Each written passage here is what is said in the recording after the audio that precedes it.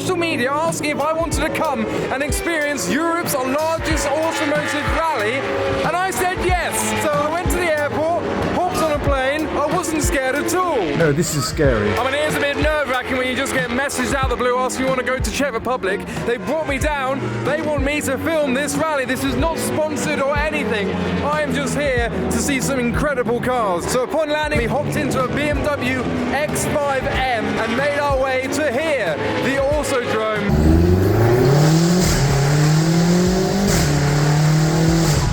You got a Hurricane Evo, you got a Mustang, you got an Audi RS6, you got a BMW M3 Competition, a 911 Turbo, and there's more! An E92 M3, a Dodge Challenger, a 9FF 996 Turbo, a Ferrari Roma, and you also got a Corvette, and a Corvette! I love the Corvettes, can't wait to see what more Americana turns up! Oh, let's get to it! Before we do anything though, we've got a question. What's going on with this Ferrari Roma? Apparently it's the real Lamborghini. It's got a Lambo badge on the front, lots of Lamborghini graphics around. Why are they trying to pretend it's a Lamborghini? I mean, it's Rosso Corsa. I think it's just Norwegian humour. Anyway, look at this Lamborghini Gallardo. Is that a Super Trofeo? Has it just got spoiler? I don't know, but it looks amazing. Superleggera rolling in, huge splitter and canards on that, and carbon fiber spoiler on the back. First activity though, we've got 15 minutes per group to blast it around the track.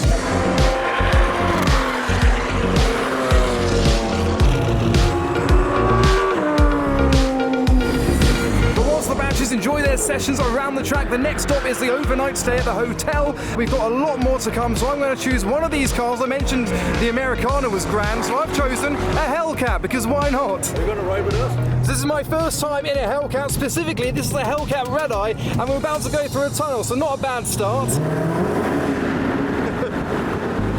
Although we've got to be careful because it's got over 800 horsepower, so a bit twitchy on the rear end. You've got a couple of bulges in the bonnet. You can hear the supercharger winding up front. There's so much torque in these. There's a lot of American cars on this trip because obviously they are left-hand drive, so they suit this country, unlike my Viper that doesn't suit my country. A lot of these cars have devices here to detect the police. It's saying that in 2.5 kilometres there is a police officer. We didn't see it on the way here, but there's definitely a few in the area waiting for the rally. The next part of the rally was a simple but somewhat paparazzi leg of the trip. I arrived a little bit late to the rally. They'd already had several days, so we arrived at the hotel with a selection of girls to greet us with their checkered flags to see us in. So welcome to our overnight stop, which is called Hotel Pup, which in Norwegian relates to a female person's assortment of spherical items on their chest. So I joined the pups in waiting for the rest of the convoy to arrive. Of course, the police had great interest in the event, but eventually the SLS started the first few.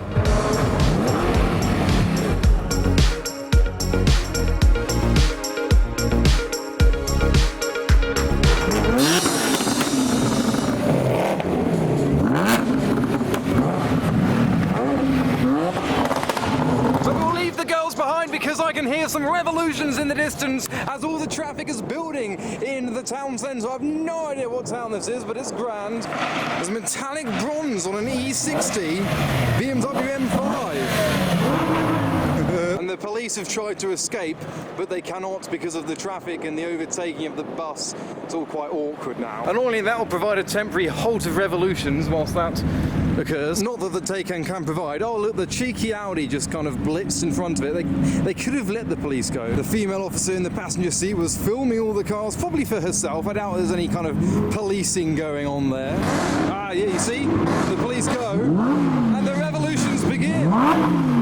Just hear that M3 up there. I think we were lucky to arrive when we did because the whole town's gridlocked. One of my favourite cars I've seen so far is this Chevy behind me. It's come from Sweden, and apparently the Swedish live their parties inside the car. So they've got music blaring. I know this is a turbocharged V8 under the bonnet. It's great to see some older cars on the rally. Despite its name, the hotel was impressive in the car park, even more so as the rest of the cars turned up.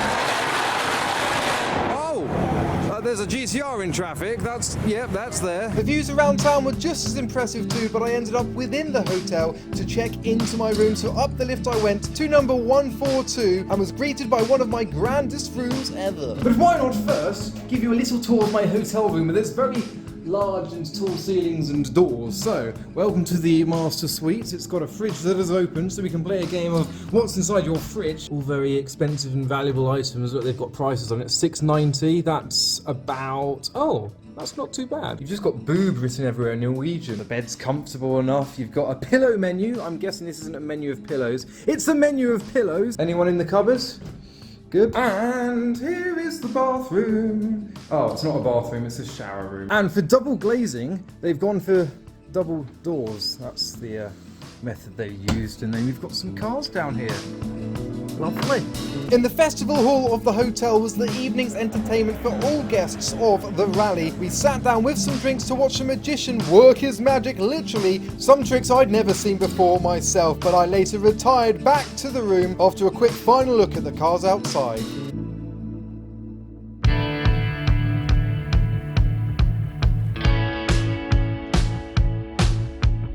Day 2 began with the surprise late arrival of a Ford's GT40 in the Golf livery right outside the hotel. He's a guy whose age also starts with a 2, and he also has a Cobra replica blue and white stripes at home. So as the rest of the participants woke up, they steadily got their cars out of the car park ready to start the rally for its final day.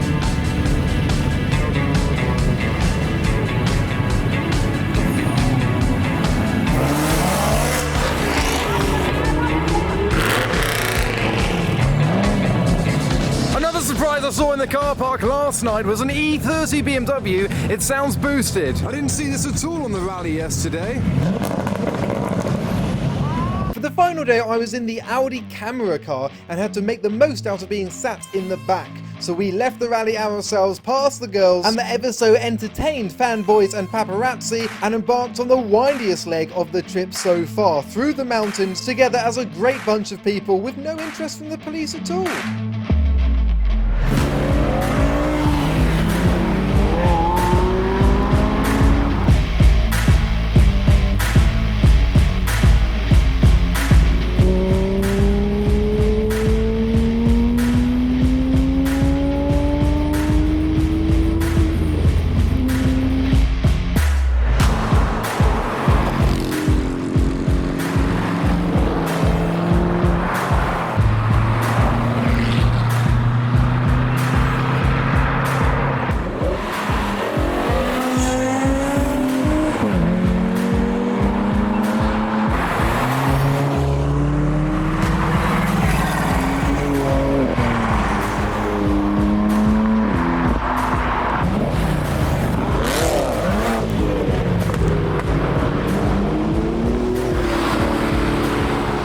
Run away. After a brief regrouping, we joined the main roads to travel as a unit to a central point where we would stop to have a rest, regroup again, and enjoy some lunch. 29 and I find myself wondering, what did happen to the last 10? Ran away, fast forward, never turn back again. It's kind of funny that the more we pass time, the more we need to set the rewind. And our team was to give our hat to leave you, but now I'm seeing all the signs. This is a particularly picturesque communal spot where we're all going to meet before we drive the final leg to the finish line and then have a party tonight in a castle. We've got some religious gargoyles overlooking the GT40. He looks particularly perplexed. It's getting difficult to find spaces here. I don't think the locals mind too much though. The Lamborghini Roma's made a move. Of course, this organised chaos is attracting the attention of the police. The Camara's doing his best to not be as loud as he previously has been. Okay, maybe not his best. Oh, it sounds like we got a BMW arriving. Standard antics. Someone's let their dog off lead. Oh, he's hopping. The Lambo's trying to beep him out of the way. It's gonna... oh, the poor dog. No. Oh, the dog's turning off the Lambo. What? That's just mocking. He doesn't know what to do. Where's to go? Where's the owner? Look, the dog's not backing down. Dog versus Lamborghini. Dog's just doing a dance now. I don't think we're going anywhere.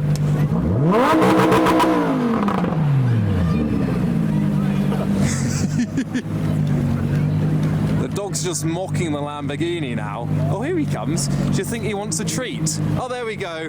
Robo-dog is out the way of the Lamborghini. It's a good boy. Those teeth look good.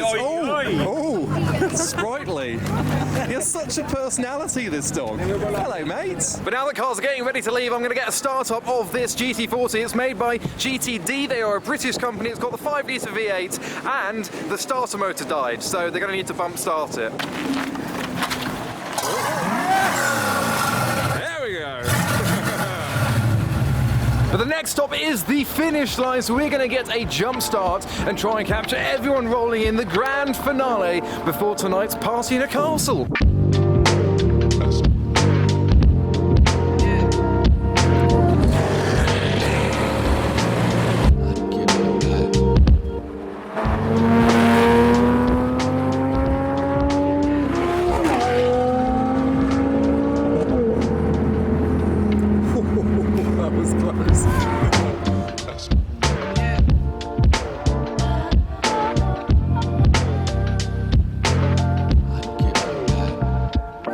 This is it, the final stop for the EuroRally before the party in the castle. I'm going to wait for the GT40 and then see all the cars parked up at the end.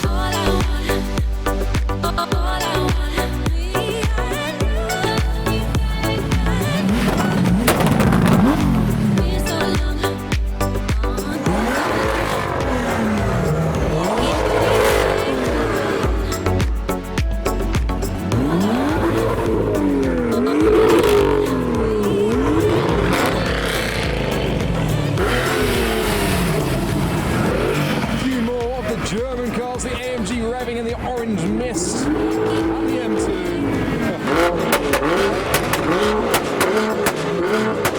It's rather distressing on the ears. Also, I love the position of the number plate on the Corvette. Can you see it? Because I don't think anyone else can. The yellow Hellcat, this time not being attacked by a robotic dog.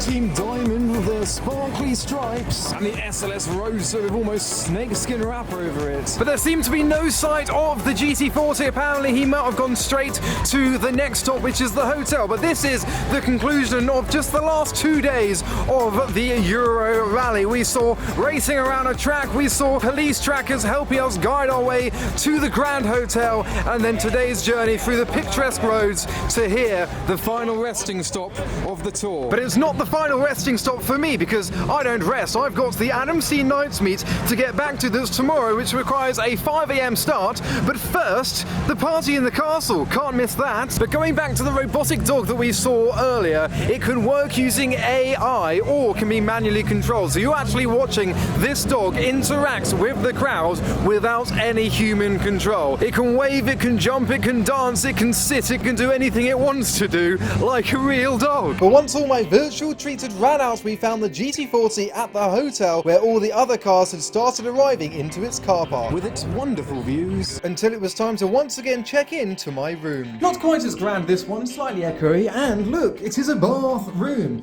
A bit smaller, and I've got 2 beds for the one person that I am, and the view from the window overlooks the car park. Oh look, content. A distinct lack of pillow menus, however. Next was time to hop into the bus to drive down to the castle for a party in an actual castle. We walked as a crowd up to the top of the hill to find the ancient beast of a building where we'd be spending the next few hours drinking, enjoying the award ceremony and taking in the picturesque views of the night. But the next day saw my 5 AM start to catch the plane to go back to the UK to start up one of my cars for my own car meet. That is right, that slow battery was turning over the engine of my Dodge Viper.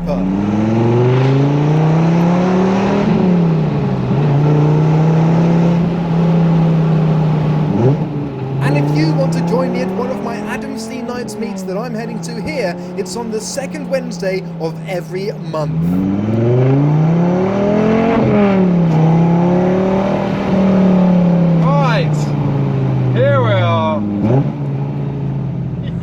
course, I'm here before the cars turn up, and almost to hide the classic Viper panel gap that you all hate, why not open the bonnet? So you've got a lever somewhere here, and as long as it's unlocked, that pops up. Then another one here, that goes...